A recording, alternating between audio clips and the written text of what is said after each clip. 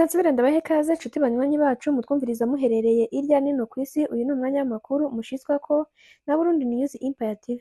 Burundi News Empire TV ni imboneshakure yonyene rudende ibagezaho amakuru yizewe kandi atosowe neza hama akayabarungikira. Wowe tugiye kubana ndagusaba kureba munsi y'iyi video ahantu handitse s'abonner canke subscribe kugira ngo ukandeko kugira ngo utajya ucikanwa n'amakuru n'ibiganiro tubashitsako umunsi ku munsi. Amakuru yacu tugiye kuyatangurira ku bibazo abamenyesha amakuru bagiye babaza abategetsi. Boba bafatira kuki kugira ngo bamenye utubazo babaza uyu canke uriya.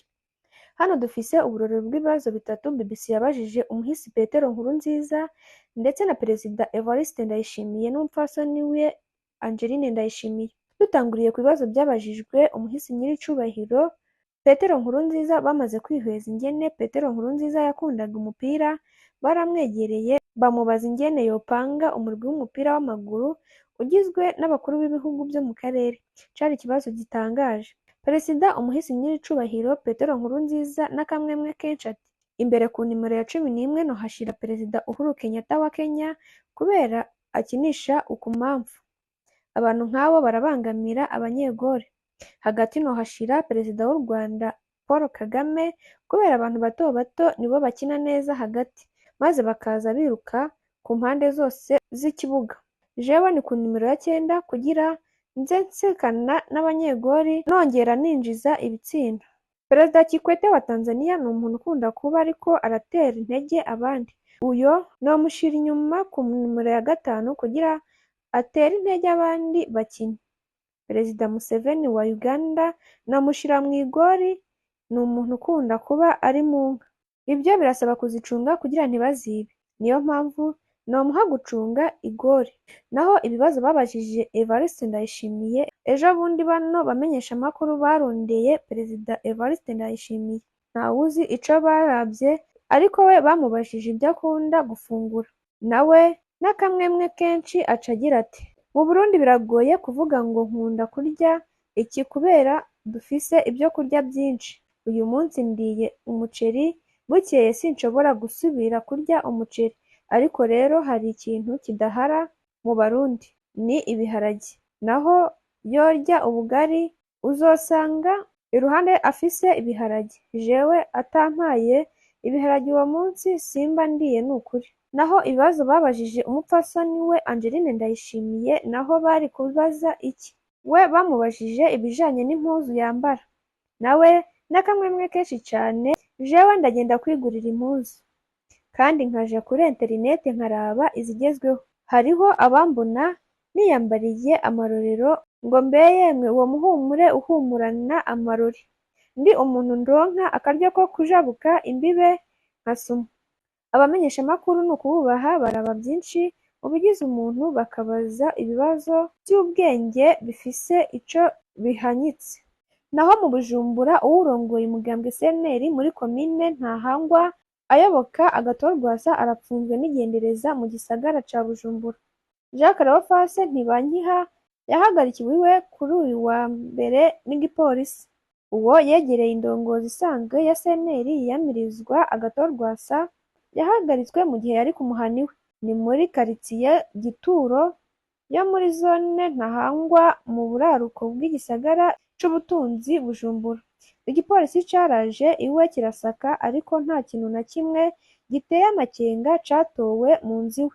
Niko abo mu muryango wa Jacques Rawafase Ntibankiha babivuga, bagaragaza akababaro cane bati ntivyumvikana ukuntu abapolisi basatse inzu yiwe bagenda bajanye Rawafase mu gihe ata kintu na kimwe giteye amakenga catowe iwe. Mu mwanya wa mbere abapolisi bikitse ikaye y'umuryango ya Jacques Rawafase Ntibankiha imbere y'uko babona ku by'ukuri yateweko umukono w'umuserukira intwaro abirekuriwe n'amategeko. Umunsi wa mbere wose ubutavuga rumwe n'umugambwe uri ku butegetsi yapfungiwe mu gasho ka zone Kamenge imbere yo kurungikwa mw'igendereza. Abagenzi biwe muri politike bavuga bati turafise amakenga ku mutekano wiwe. Abashinga amateka bashigikiye Agathon-Rwasa baragerageje kumuvugira ariko buba iby'ubusa. Niko umwe mu banywanyi ba CNL agaragaza umubabaro. Umuvugizi w'igipolisi c'Ubujumbura ntaragira ico abivuzeko. Naho mu gihugu kibanyi cya Repubulika Iharanira Intwaro Rusange ya Kongo, ibitigiri by'abantu biguma byiyongera mu ikambi y'abateshejwe izabo ya Kanyabayonga. 12 mu bateshejwe izabo barapfuye mu mayinga abiri gusa mu ikambi y'abateshejwe izabo ya Kanyabayonga. Iyo kambi iri hagati ya teritwari ya Rutshuru na Lubero mu ntara ya Nord Kivu mu buseruko bwa Repubulika Iharanira Intwaro Rusange ya Kongo. Abaserukira impunzi basaba leta n'amashyirahamwe afasha gutabara. Ugutabaza bwa mbere byakozwe inyuma y'urupfu rw'uwugira 12 mu mpunzi. Abateshejwe izabo bavuga ko ibiriko biraba bitari ibyo kwihanganira mu ikambi y'abateshejwe izabo ya Kanyabayonga. Aha abateshejwe izabo bapfa nk'isazi. Mu kiringo cy'amasaha 2 gusa 12 barapfuye. Ni hafi umuntu apfa ku munsi. Birababaje, twahunze intambara none turiko dupfira ngaha, niko byavuzwe n'abahunze.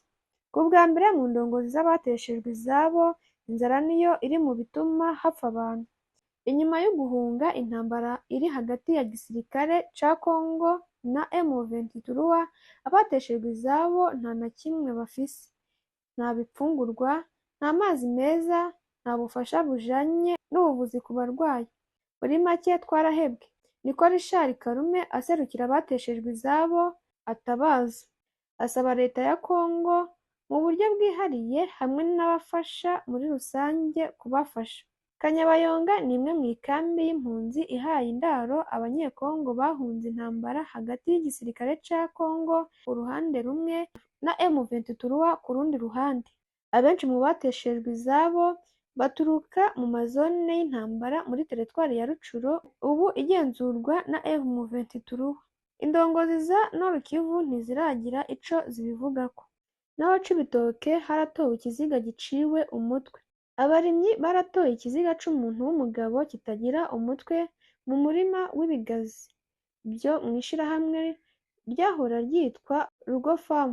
Kuri uwu wa mbere hafi isaha 11 z'umuhingamo, aho ni ku mutumba Gabiro Rubyagira, ku birometero hafi 3 uvuye ku mugwa mukuru wa komine Rugombo mu ntara ya Cibitoke, uburaruko bushira uburengero bw'Uburundi.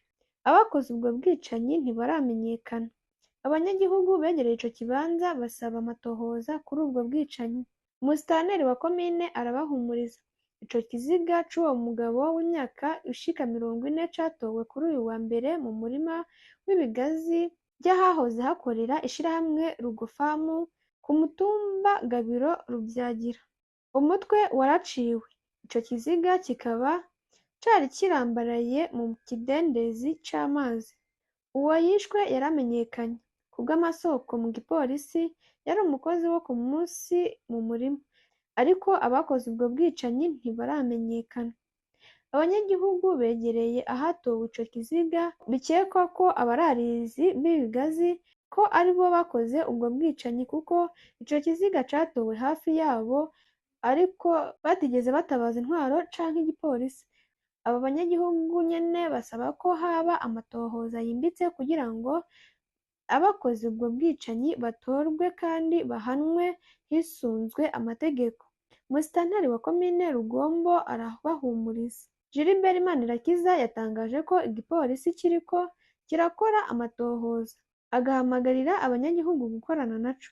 Hagati aho nk'uko bimenyeshwa n'uwo ajejwe intwaro, ikiziga c'uwo mugabo kiri mu buruhukiro bw'ibitaro mu ntara ya Cibitoke mu kurindira ko haba amazi ko azokorwa n'umuryango wiwe ufadikanije n'intwaro. Amakuru yacu tuyasoreje muri Repubulika Iharanira Intwaro Rusange ya Kongo. Colonel Nanga na bagenzi biwe bo muri M23 bemereye abanyagihugu bo mu karere ka Kiwanja muri teritwari ya Rutshuru muri Kivu y'Uburaruko hafashwe na M23 ko amahoro azogaruka. Yamenyesheje kandi ko muri ubwo bwiyunge bagiye gufata igisagara ca Goma n'ibindi bisagara byo mu karere. Umuhari urimwo politike n'igisirikare witwa IFC urongowe na Colonel Nanga yahoze arongoye umugwi ujejwe amatora Seni wiyunze na M23 mu ntumbero yo gutembagaza ubutegetsi bwa Felix Antoine Tshisekedi. Abarongozi bose b'urwo runani baragendereye abanyagihugu bo mu musozi Ikiwanja muri teritwari ya Rucuru mu buseruko bwa Repubulika Iharanira Intwaro Rusange ya Kongo, yambaye umwambaro w'igisoda co kimwe n'abasoda ba M23 bamukijije. Koloneli Nanga yemereye abanyagihugu b'i Rucuru ko hagiye kubyagira amahoro n'umutekano biramara na cane cane muri iki gihe aho abategetsi ba Kinshasa bariko baraca ku biti no ku mabuye kugira barwanye umuhari wa M23 n'abo bafatanya.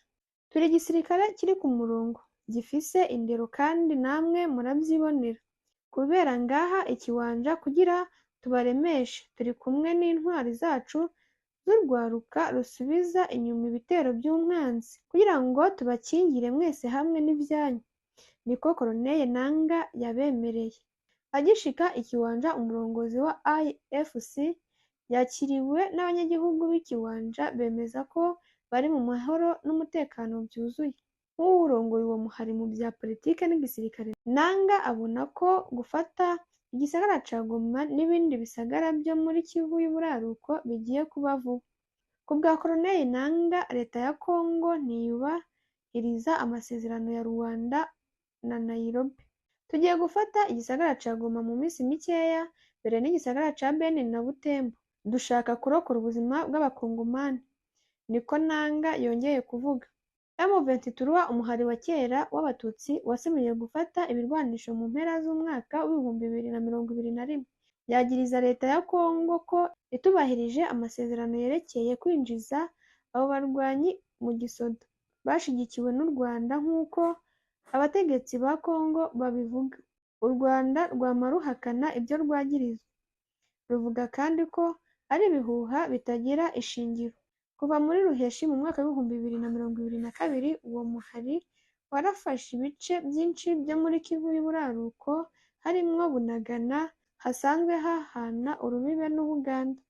Mugabo mu misi iheze, mu gihe abo barwanyi bari begereje Goma, umugwa mukuru wa Kivu y'Uburaruko, umuvugizi w'abo barwanyi yavuze ati: "Ihangiro ryacu si ugufata igisagara ca Goma."